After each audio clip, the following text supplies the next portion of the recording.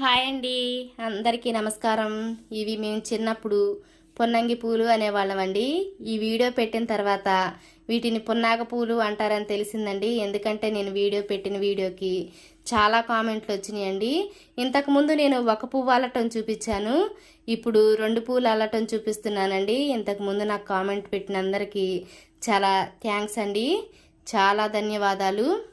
ఈ వీడియోలో నేను ఇంకో వేరే పువ్వు కూడా చూపిస్తున్నానండి.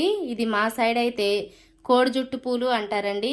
ఇలా మీరు ఎవరైనా ఈ 2 పూలు అల్లుంటే ప్లీజ్ కామెంట్ పెట్టండి. లేదు అంటే ఈ పూలని ఏమని పిలుస్తారో మీరు కామెంట్ పెట్టండి ప్లీజ్ అండి. నా ఛానల్ని సపోర్ట్ చేయండి.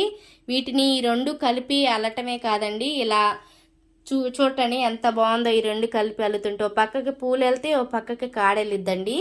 ఇలా పెట్టుకోవచ్చు, లేదు అంటే చెండుగా కూడా చేసి పెట్టుకోవచ్చు అండి. ఇదిగోండి, ఇవన్నీ మా చిన్ననాటి గుర్తులండి.